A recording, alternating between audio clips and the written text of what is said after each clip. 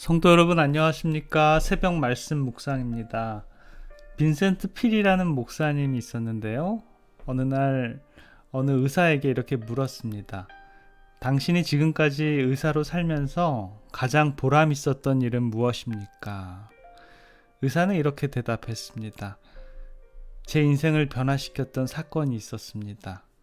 살아날 수 있는 확률이 10%밖에 없는 매우 허약한 소녀가 있었는데 간호사들이 수술 준비를 하는 사이에 나는 수술대 위에 있는 소녀에게로 다가갔습니다. 그때 그 소녀는 선생님 부탁이 있습니다. 저는 매일 잠자리에 들기 전에 기도를 합니다. 지금 기도해도 괜찮겠지요? 라고 나를 뻔히 바라보면서 말하는 것이었습니다. 나의 마음은 너무나도 괴로웠습니다. 나는 평소에 주님을 잊고 살아왔기 때문이었죠. 그래서 나는 오히려 나를 위해 기도해달라고 소녀에게 말했습니다. 그러자 그 소녀는 사랑이 많으신 우리의 목자 예수님, 나의 기도를 들어주세요. 오늘 밤 당신의 이 어린 양을 지켜주세요. 그리고 예수님, 의사 선생님에게도 축복해 주셔서 그분은 고통스러워하고 있습니다. 라고 기도하는 것이었습니다. 그 소녀의 기도야말로 나를 완전히 변화시켰습니다. 나는 그때 간호사들에게 눈물을 보이지 않기 위해서 돌아서서 난생 처음 울면서 감사의 기도를 드렸습니다. 오 하나님, 저를 용서하여 주시고 이 소녀의 생명을 구하게 하소서. 결국 그 소녀는 수술을 받고 건강을 회복하였습니다. 한 소녀의 기도가 의사 선생님의 인생을 변화시켰습니다. 오늘은 기도에 관한 비유를 살펴보겠는데요. 예수님께서는 우리에게 나누어 주시기 위하여 항상 아버지께로부터 받으셨습니다. 그날의 일과를 위해서 이른 새벽부터 일어나셔서 여러 시간 동안 조용히 아버지께 간구를 드렸고요. 하늘의 빛을 사람들에게 전하셨습니다. 그날에 만날 한 영혼들에게 이야기할 입술을 달라고 간구하셨고요. 하늘의 지혜로 영혼들을 이끌도록 간구하였습니다. 아마도 이사야의 말씀이 바로 예수님의 새벽마다의 간구였을 것입니다. 이사야 50장 4절에 보면 주 여호와께서 학자의 혀를 내게 주사 나로 곰핍한 자를 말로 어떻게 도와줄 줄을 알게 하시고 아침마다 깨우치실 때 나의 길을 깨우치사 학자같이 알아듣게 하소서 라고요. 그러시면서 제자들에게도 기도하는 방법과 주기 위해서 구하는 방법들을 가르쳐 주셨습니다. 그러한 기도가 바로 주기도문입니다. 그런데 우리는 늘 주기도문에 대한 내용을 공부하면서 기도는 이렇게 해야 합니다 라고 기억을 합니다.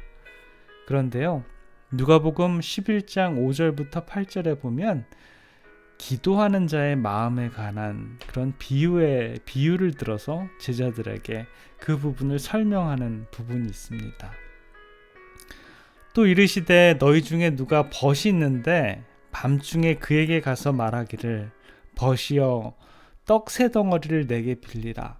내 벗이 여행 중에 내게 왔으나 내가 먹을 것이 없노라 하면 저가 안에서 대답하여 이르되 나를 괴롭게 하지 말라. 문이 이미 닫혔고 아이들이 나와 함께 침소에 누웠으니 일어나 내게 줄 수 없노라 하겠느냐?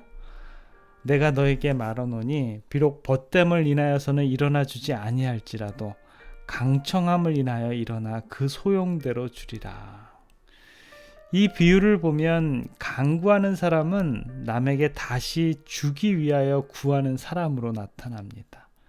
이 간구하는 사람이 떡을 얻지 못하면 이 길이 저문 지친 행인의 필요를 채워줄 수 없기 때문에 이웃에게 그 밤중에 아주 강청을 합니다. 그의 이웃은 몹시 귀찮았으나 그의 강청을 물리칠 수 없었습니다. 그는 그의 친구의 필요를 채워주어야 했기 때문에 이웃에게 귀찮게 간청했고 마침내 그의 귀찮은 간청이 들은 바 되어 그의 요구는 공급되었습니다. 이 비유를 통해서 예수님께서는 간구하는 자의 태도에 대해서 보여줍니다.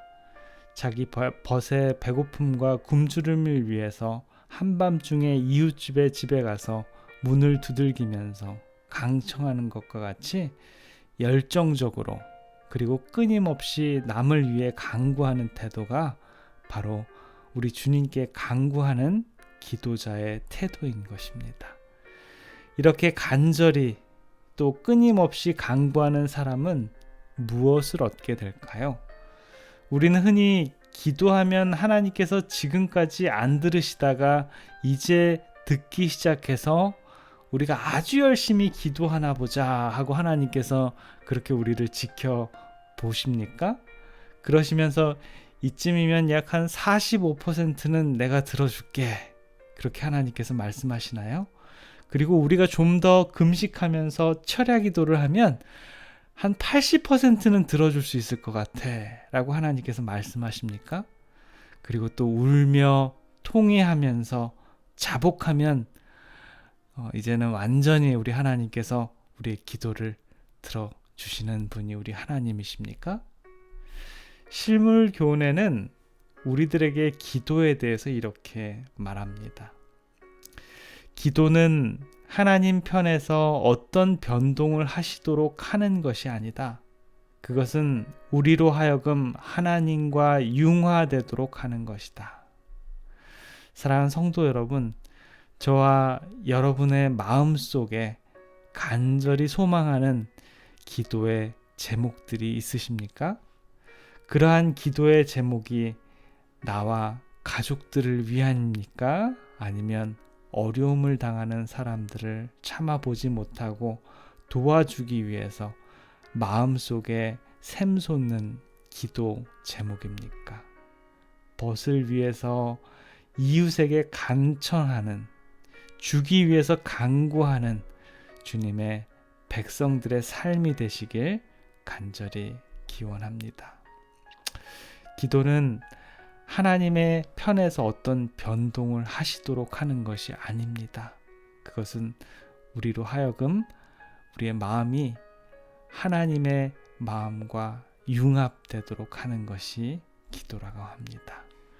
다음 시간에는 기도에 대한 하나님의 허락이 이루어지는 데에 대한 조건에 대해서 좀 살펴보도록 하겠습니다.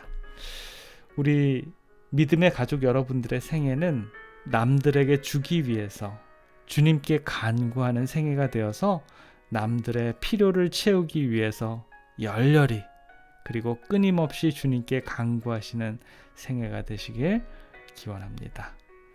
기도하겠습니다. 내가 또 너희에게 이르노니 구하라 그러면 너에게 주실 것이요 찾으라 그러면 찾을 것이요 문을 두드리라 그러면 너에게 열릴 것이니 구하는 이마다 받을 것이요 찾는 이가 찾을 것이요 두드리는 이에게 열릴 것이니라 라는 말씀을 통해서 주님, 우리가 무엇을 어떻게 왜 구해야 하는지에 대해서 살펴보았습니다. 아버지, 저희들에게 간구가 과연 무엇을 위하여, 누구를 위한 그런 간구였는지요.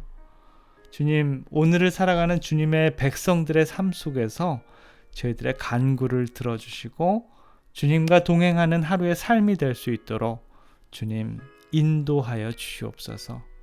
주님, 저희들이 기도하면서 하나님을 변화시키는 그러한 기도가 아니라 우리의 마음과 우리의 주님의 마음이 융화되는 그러한 기도를 하는 저희 모두가 될 수 있도록 주님 축복하여 주시옵소서.